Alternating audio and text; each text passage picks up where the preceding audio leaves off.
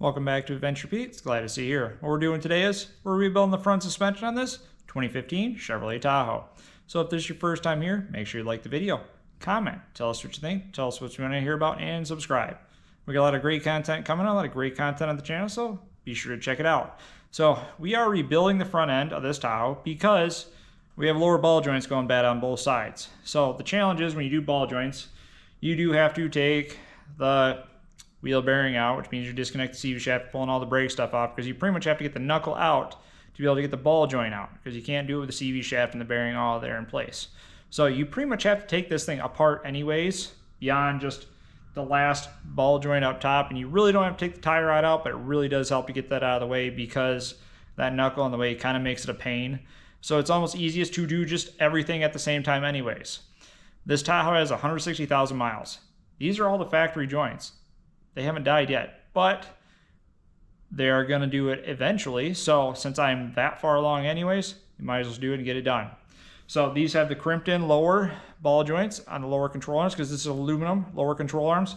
We have aluminum upper control arms, which means they're non-serviceable, so they have to be replaced as the whole entire arm. And we're going to do inner and outer tie rods. They're not bad yet, and they're not hard to do down the road, but we're doing it now. We got to get an alignment or do the alignment anyways. So we might as well just throw a few extra dollars at it and get that done as well. So we're going to show you how to do it all the way through, step by step, and how to rebuild the entire front suspension on these new trucks. So be sure to check it out. So what we're going to do to start with is get the brake system out of the way and get it hanging off to the side, because we don't need the brake pads, calipers, rotors. That just needs to get out of the way because we need to make room to get everything apart. So we got 19mm bolts. Hold the caliper on. Once we get the caliper off, we're going to hang it off to the side right there by zip ties, nice and easy. And then the caliper bracket right here, those bolts are 18mm. Knock them out. We can take this with the pads and just set it off to the side. Then once you get that, we got to get the brake rotor off, which you do have this little Torx flathead set screw right there. We just got to get that out. Sometimes that can be a pain. Once we do that, we can get the brake system done and off to the side, and we can keep moving on from there. So now we got the caliper hanging right here, just kind of hanging around the brake line. Dangles, it's free floating, so I don't have to worry about that. We're not putting pressure on that. So coming down here, that rotor, that little Torx screw just stripped out. Most of them seem to strip out right away anyways, so honestly I just drilled out the head and it came off. Not going to worry about putting another one in there, because it's there for assembly with the rotor. It does help, and it does help with any kind of vibration that may happen during the braking process inside the rotor, but usually if your lug nuts are tight, everything's good, it's not going to be a problem. So we're not going to worry about that too much. Not a big deal. So the next thing we're going to do is we're going to get this wheel bearing out of here. So the process is take that nut off. We're going to drive it off with an impact. Then we got your ABS line right here. We're going to get that out of the way. Simple clip right there, or you just take the bolt off of the bracket. Then we got the clip right here. You got to undo this clip because this bracket right here is bolted with the... This has Magneride, so this does have a leveling system. So this is a part of the leveling system on the truck itself. So, and then we got the ABS line up here. We're going to push the red tab back, disconnect it, so we get this ABS wire free. Now, we are replacing these wheel bearings because they're not bad now, but to get them out of here, it's going to be a lot of beating on it with here, pipe wrench, everything else like that, because there's no O-ring seal that protects the actual bearing hub to the aluminum knuckle. Older models and generations did have that, so it was nice, but this one does not have that, so it's just going to be a pain to get out. We're not doing the tie rod yet, because that helps keep the knuckle in place as we're smacking on it with that sledgehammer trying to get this thing out, because sometimes it can be a bear. So that's the process now. Getting the nut off, getting the ABS wire undone, and then from the back side, you get the 3 bolts. You can see there's 1, 2, and the third one is on the other side as well. So the 3 bolts, those are just 18mm, so a lot of times you just got to get to it with a box end wrench. And yeah, that's about it. So we're going to work through the process, get the wheel bearing out of here to move on to the next step of the process. So once you use your 36mm to knock this nut off, impact is always easiest to get it out of there. I like to use a special trick where I take a pocket screwdriver, and when I push this shaft in, it pushes that hub, so you can see it sticking out just a little bit more there, right there. When you get down there, you can shove your pocket screwdriver in there. That allows you to get a little bit more space around those bolts to get your boxed in wrench, because sometimes if that is stuck in there, this wrench kind of fights you. So doing that allows you more space to get that wrench. And this is a nice boxed in wrench with a slim profile, so it works out pretty nice. And that taper there makes the profile a lot smaller. So pretty much boxed in wrench, the only way you're going to get this stuff off unless you have the right size socket. But that's how I do it to try to get these out. So what I like to do for taking wheel bearings off is, since this is an aluminum control arm, we don't want to bend it while we're beating on it because we're trying to hit it. Sometimes this way, sometimes down, whatever. We don't want to have any problems causing this control arm to bend, or since it's holding on to the strut there, we don't want to put any more undue stress on the strut. So I like to take the floor jack and just put it on the bottom stud of the lower ball joint, then take the sledge and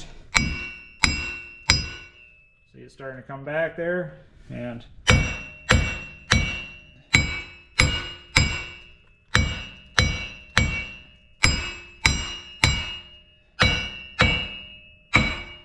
now we're free. So there it comes out just like that. So that was pretty quick and easy, and that's how to do it. That's at least what works for me. Now that we got the wheel bearing just set off to the side for now, we're not going to worry about cleaning this stuff up because it's easier to do when the whole knuckle's off. But with this shaft, the splines and the threads there, I like to protect them, so I always take a chunk of rubber and just put it over top just to protect it. Usually there's never a problem with it, but just in case the one flying hammer does accidentally nick something, we don't have to worry about fixing that too at the same time. So the next thing we're going to do is we're going to do the tie rods, because when that's out of there, that allows us to pivot this knuckle to be able to get better access at smacking at these upper and lower ball joints to get them knocked out of there. So I like to have that flexibility with that. So the next thing we're going to do is that nut on the bottom side here. Sometimes that nut comes too free and then it spins, so we got the threads down, don't go all the way, so you got this hex right there. You can go on there with a 10mm wrench and work 2 wrenches and be able to get that off. That is a 21mm. Sometimes ratcheting wrenches are worth the investment, because if this wasn't there, it's just spinning. So regular box-in wrenches would do the job, but a ratcheting wrench sure makes life a lot easier. So far, we're really doing most of this with just wrenches anyways. We're going to run this till it comes all the way out, and we'll get that out. Since obviously it's already free, we don't have to use a hammer to take that out. Now, there are multiple ways to get this tie rod assembly apart. The way I like to do it is just all one piece, because I'll use this dimension right here later to give a quick mock-up to get me close. So when I do my final alignment in the end, I don't have to worry about it. Otherwise, some will just take the nut, jam nut right there, just break it free. Try to spin this tie rod end off of the inner threaded end, and take that off, set it off to the side. Then you got to get the boot back, or at least it helps to have the boot back to be able to get through the inner tie rod to unthread that off the shaft assembly. So I'm just going to do it all at once, get the boot back on there, and I'm going to take my dimension, and then I'm just going to take a hacksaw and just cut it, because that's just quicker for me. I don't have to worry about it. I'm not saving these old ones, so then I know they're just bad. I can get them out of here. So to get that boot back, you've got a pinch clamp right there. Take pliers, just take that, just slide it down the shaft, get it out of the way. Sometimes that rubber that's underneath there, you might need to take a pocket screwdriver and just kind of stretch it out so it'll come out of the groove, because it sits in a groove there. Now, that is the outer side. The inner side is held on by a little pinch clamp way back there. That you can kind of see it touching on right there. That's one of those metal pinch clamps that they have on like CV boots, things like that. That needs to be broken free. And the way I like to do it is just take a punch, some kind of chisel punch, flathead screwdriver, just kind of punch it through there until it separates and pulls off. Once you do that, you can just simply pull the boot. Just pull the boot back off the steering rack, and then it gives you access to how you get the inner tie rod off. So you can see we got the boot slid back. All it is, once we get that clamp up there, it peels back. We got that clamp loose right there, so this moved in and out. This is that metal clamp that was on the inside. It simply just clips onto those hooks like that. And then once you break that free, it pops apart. So this is just one of those metal band clamps. Some people have used cutters to cut it before, but it's in a bad spot. So I just like to use a punch, and then we'll put it back on with the zip tie, because that's all it needs. It's just there to keep keep the dirt and the debris out. So now that we got that, now we got to get this off. So this is threaded into the inner shaft, and with that, it's not too hard to get it out. Pretty easy actually. There is inner tie rod tools that you can have where you need to have this outer link off. It's basically a tube with like a little adapter that gets you flats on there. But these on GM, they don't put them on that hard, because that's why I like working on GMs. It's just easier. So there's two options you can do with that. Is I always tend to use just a gigantic adjustable wrench. So nothing too crazy, it just works. It's just one of the Harbor Freight 18 inches. You could even use a pipe wrench if you want, if you can get it in there with enough space and just counterclockwise it out. So whatever works to get in there, it's not too bad to get out, and that's just how I do it the easy way. Piece by piece, our vehicle is getting lighter, so what I like to do next is take the nuts off for the ball joints. That way when I start striking them, if they both just separate and free, cool, life is good, or at least if one or the other. So top one, 18 millimeter, bottom is 25. So we're going to do that, get those both free, and then we're going to start striking it to get them separated. So what I like to do for the upper one is you can hit it here, but I don't like to beat up that surface too much, so I'll actually hit it here because I'm replacing anyways, so that'll also put pressure through it to actually break it free and drop it, because this is an aluminum knuckle, so I don't want to do it too much. And then the lower one, I will actually tend to hit right here on the knuckle heading straight down. The reason I'm hitting there and going straight down is because there's nothing on this surface that matters in this surface plate, but that helps get it down, and I'm not beating on it down below in an awkward angle, things like that, and marring up and bending either the control arm or the lower knuckle socket itself. So that's a good spot, and the downward pressure helps. So that's what we're going to start working on. Now before I forget, if you know your alignment was good beforehand, if you know it was verified and good, I know our lower ball joint is bad, but not terribly bad. So just checking this, so I want to get dimensions before I put it all back together, or at least before I take it apart, so I know where to go back as a reference point. So what I like to do is right up top here, top of this knuckle is a good flat spot. Make sure you got a nice seat for your angle finder, and we're at just an inch of camber, or sorry, caster, inch of caster back. And then over here to check camber, you've got this nice little spot right there, and we're about 1 degree of camber tipped in from the top. So those are the two places I like to get as a reference point. You can do it from here as well if you got one that you like to. You can do it off that knuckle. Whatever you do, as long as you do it the same place and do it repeatedly, that's what matters. So those are the two places that I like to work with for setting this. The reason why I'm doing it here is if my settings were good before, when I put it all back together, if I match those two dimensions, other than toe, because toe we're going to do with a string line at the end, but if I can set those two, even with the suspension at droop, as long as I put it back in the same exact spot it is, it's going to be good even under weight. Because the upper control arm has the adjustments. When we take that out and put the new one back in, we will have to adjust it just slightly to get these tolerances back in. So that's what I like to do, is make sure I measure it before I take it all apart. Then when I put it back together, it makes life so much easier. So that's where we're at right now. Now we're going to actually start taking things apart. So again, I use the floor jack underneath the bottom stud of the ball joint to make sure we're not putting too much pressure on that control arm and bending it. And I was hitting up here, kind of hitting at that direction, which is fine because it doesn't matter because we're replacing all this anyways, so it's not a big deal. When I was hitting this up here, the actual bottom ball joint actually dislodged first and dropped the knuckle before this one did, and was beating the crap out of it, and eventually this popped. So no worries there. Did get a couple nicks on there, but that's not a big deal. Life moves on. So that's all there is to it. So now I'm going to drop the jack out of here, pull this knuckle out of the way, and then we're getting the upper control arm out. Now for upper control arm removal, you have two bolts on here. Since we are free, everything's out of it. This has all been disconnected, so we're out of the way. It's easiest to use two 21mm wrenches. You can use a socket on this side and a socket on that side. There's just stuff in the way, but two 21mm wrenches work best. So the way these work is this bolt does have these little adjustment keys. So that bolt has the flat. You can see that flat, and that is keyed with this. So you can't actually spin that one there without breaking off all the studs and then causing more problems. So you're doing all your work and loosening it by that one right there.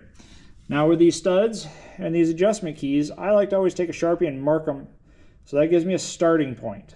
So if I at least go to there and do a light snug and do it on both sides, and I put the knuckle back on, I can check all my measurements. This gets me a starting point and where to start with. Otherwise, if you're just throwing it back on there and going, well, I hope this works, then you're going to go a lot more adjustments, sometimes back and forth, in and out. Then you really start playing with your angles and playing with it too much. So I like to always get a starting point, and usually that's good enough because you've got tolerance. You've got a couple degrees of tolerance with these, so it's not that bad, and most don't ever notice it anyways.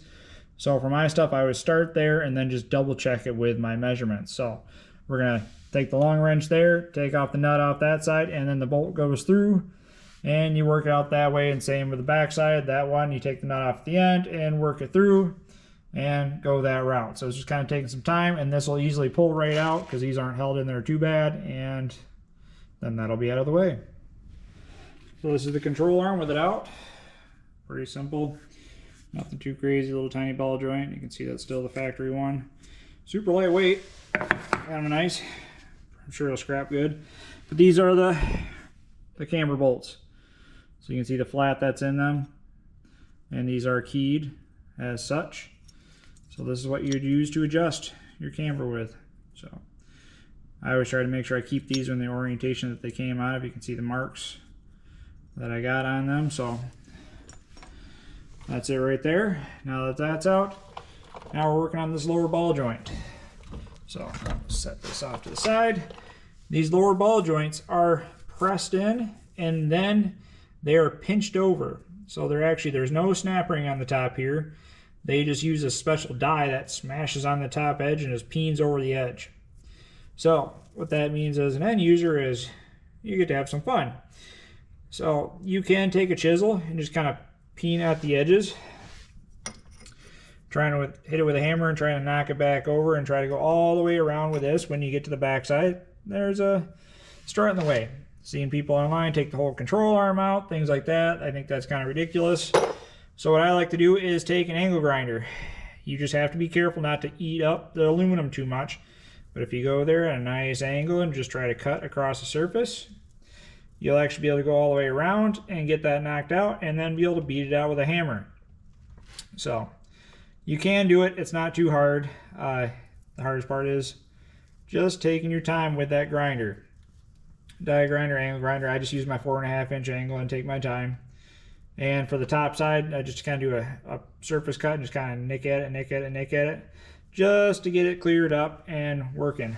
So that's how I like to do it. And then when it comes to hitting it out, I'll take the jack and support it underneath the back side here in some way, shape, or form to make sure there's support underneath this, because when you're hitting down, you don't want to take that much pressure on your strut, and also take a chance at bending the control arm. So you can do presses, but when you got something that's this, you can see that moving up a little bit. When you got something like this, the press works, but you still got to use a hammer on it. So you can do that, but being up here in the north where there's a lot of salt, corrosion is wonderful.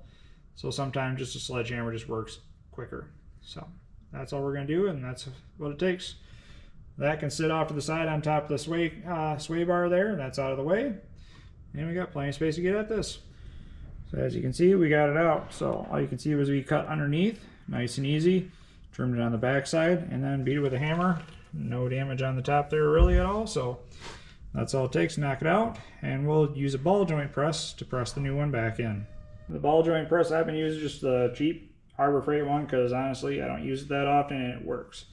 So that's all I've used is just this one. I have not needed this advanced adapter set, even though I do have it.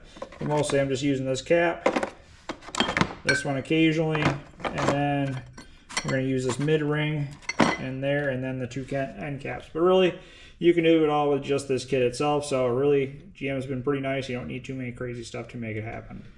New ball joint is a snap ring style, so you don't have to worry about having a special crimp or anything like that to go with the process. It is also serviceable. Upper and lower are both serviceable, so it has a grease zerk port. I like to have mine facing towards the front because that's where all my points are, because there is no dot for location and orientation on this unit.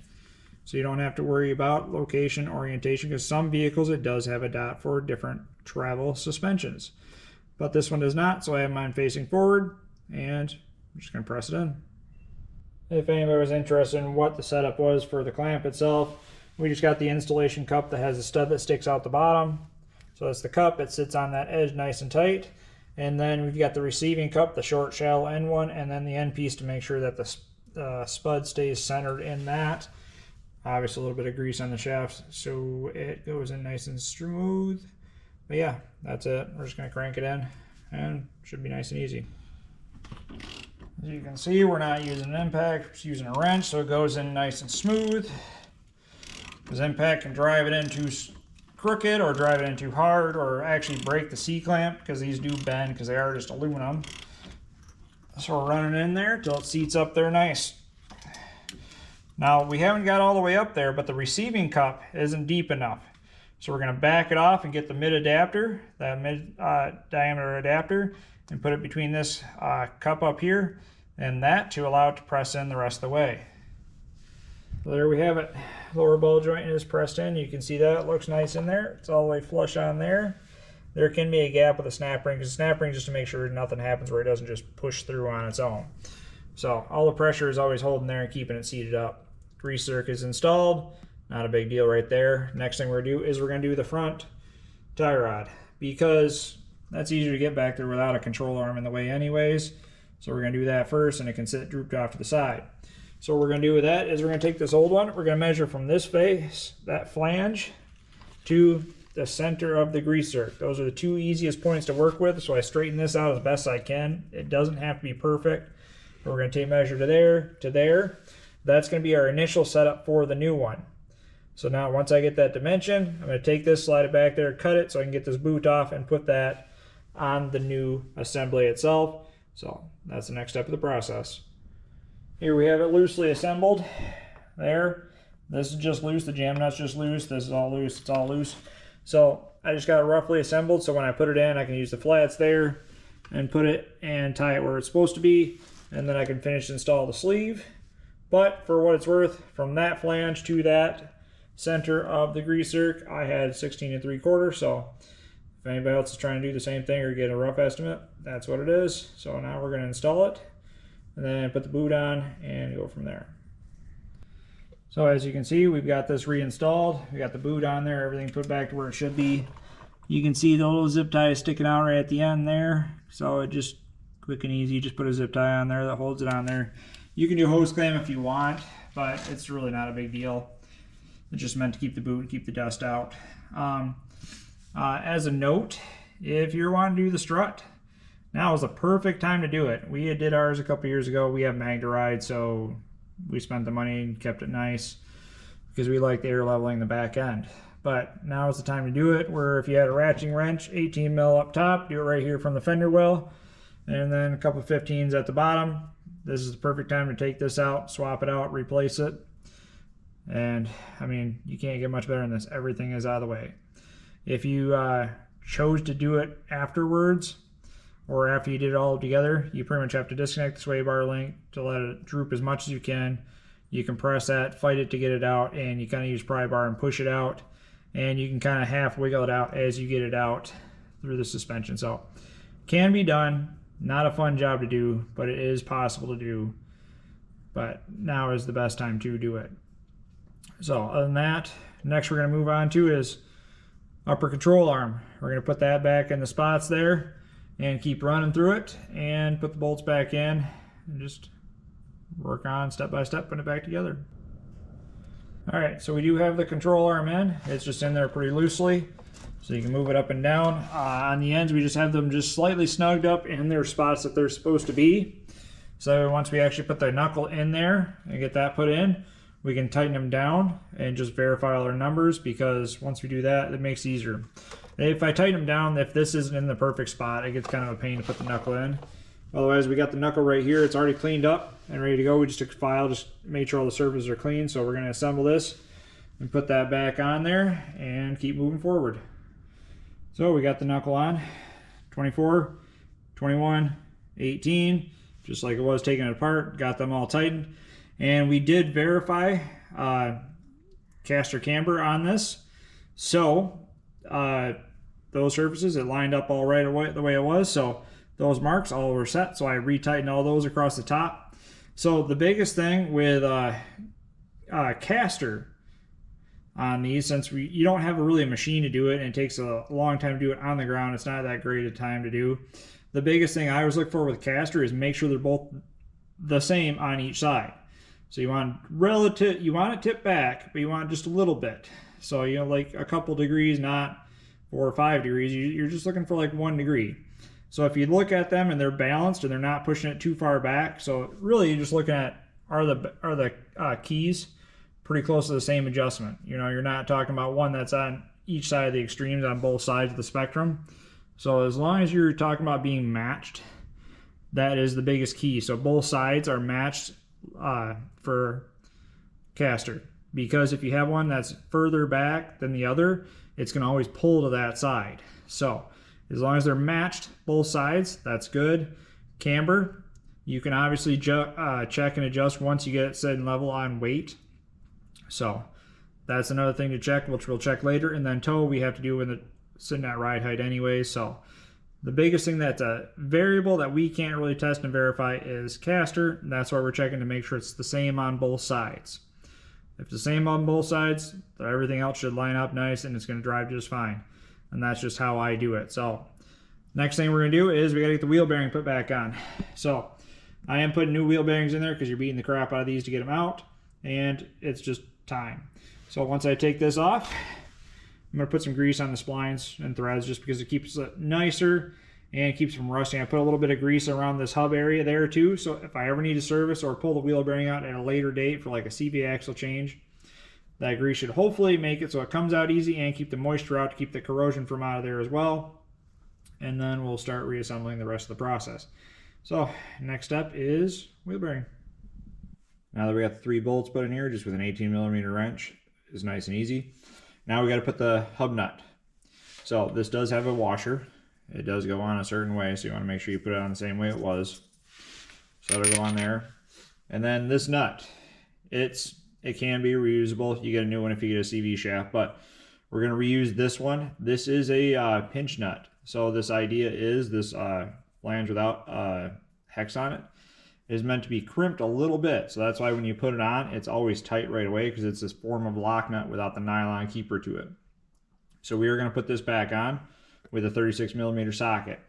One thing to always note is the internet always likes to put these on with an impact and bang them on until they stop going. Well, most impacts are rated for like 400 to 500 pounds of driving force, which is absolutely way too much for unit bearings. You can ruin a unit bearing by over torquing this nut and smashing the metal and causing it to deform how they seat the bearings on the inside of these units. So I always set these to 150 to 180 foot-pounds, depending on the application. So if you can set these like you're setting lug nuts, it will be just fine. And once I do that, I always stake it with a punch. So that means I'm going to take a punch and just drive on the edge there, try to peen that in just a little bit in like 2 spots. Once I do that, I will mark it with a Sharpie. So that way if I'm ever servicing tires, I can see if this is backed off, or if a wheel bearing is failing, I can see that if it's from this moving or not. So it is a very key component that most just bang on with impact because they're tired of doing the job, and it sucks. But it is something you always got to pay attention to.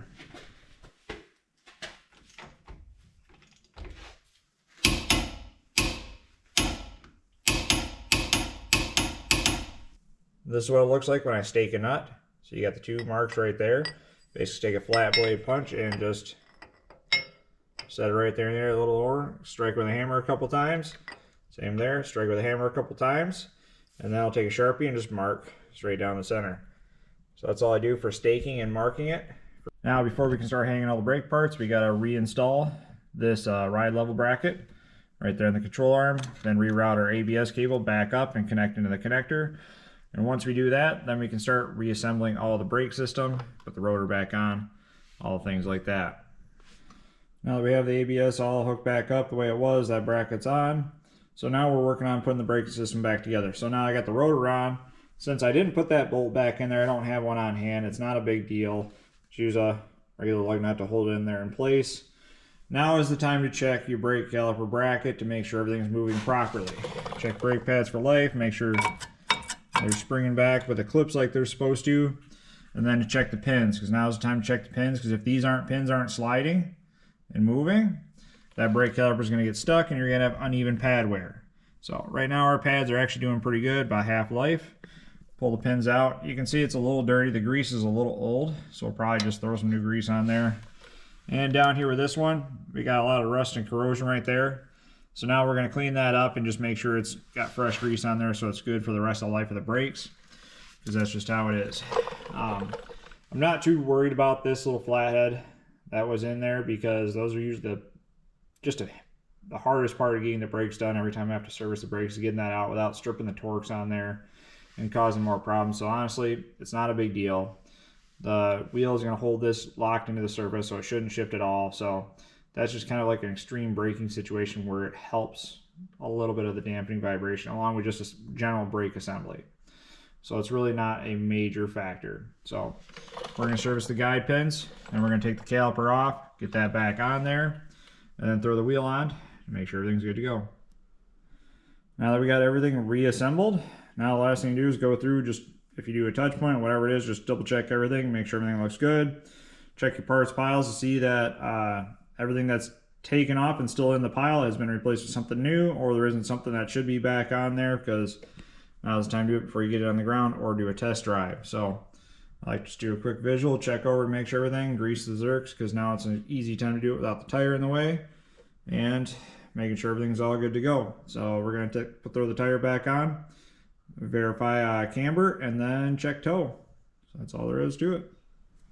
So to verify caster, just like we did on the Knuckles themselves, once it's on load weight, we're going to check both sides to verify that they are the same, so it all has nice correct steering. And we are looking for a degree or a degree and a half of tip in at the top for ride quality. So we take our straight edge across the outside of the tire, and we check it with our gauge, and we are at 1 degree right now. So we can check in multiple different spots to verify our results. We're going to go to the other side as well just to verify it, but that's how you do it, to check to make sure that your caster is correct. For setting toe, I do the old-fashioned string method, where I just simply have this just tied somewheres up top, up to the mirror, and we're going to go down across the front of the tire. And as we come back down the tire, you go across the back side. So what we're looking for is when this just touches, just like that, when it just touches there, then we check that distance gap at the back tire, because this gives us a true straight line.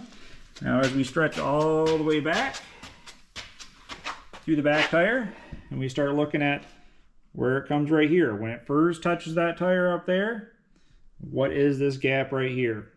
So right now we have a 1/4 inch gap on both sides. So to me, that's where it should be. So we have just a hair, a little bit of toe in, which is okay. So that means the vehicle drives straight. When you let go of the steering wheel, it'll track really nice and be nice and tight. So that's pretty easy. Beyond that is you would think about road crown, things like that. If you live in an area where there's not a lot of road crown, then you don't have to worry about it too much. So this is with the steering wheel straight, we are true and dead even. Now you want to test drive it after this point to make sure if you like where the steering wheel position is. Sometimes when you have a lot of road crown, your steering wheel position will be kind of a little bit left. So you're always like turning left, trying to compensate for the road crown. And if you don't like that, then you can adjust the tie rods to go from there. And even if this position is not correct and you don't like this measurement, you can adjust the tie rods as well. And I'll show you how to do that next. Down here underneath the vehicle, you can see that your tie rod, that is your outer tie rod right there. You've got the jam nut and then your inner tie rod. So all you do is loosen that jam nut, just a standard thread. And then right here you got flats. You can take with a wrench and turn that in or out to extend or retract that distance. So if this tire is facing too far in at the front, you simply loosen that up and then unscrew. So you take that and make it go counterclockwise to lengthen this assembly, then reset the jam nut, tighten it up, and you can do the same for the other side. Or if it's too far out, it's actually got toe out, you simply loosen that nut and turn it inwards to shorten this assembly, and that will bring the toe in. And always verify by driving it forward and backwards a few feet to make sure the suspension can resettle and find its home. And then once you do that, you can lock it all down and make sure everything's good, and then test drive it. Make sure everything feels right, there's no wandering in the vehicle, and things like that. So that's all it takes to rebuild the front suspension on one of these Chevrolet Tahoes. And do your own alignment at home so you can save some time and save you some money instead of having to take it to somebody else to have it done.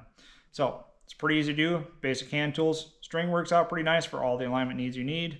And just a basic bubble level and an angle finder.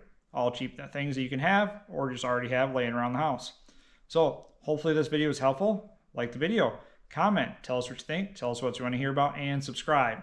We got a lot of great content coming, a lot of great content on the channel, so be sure to check it out. And remember to have a great adventure.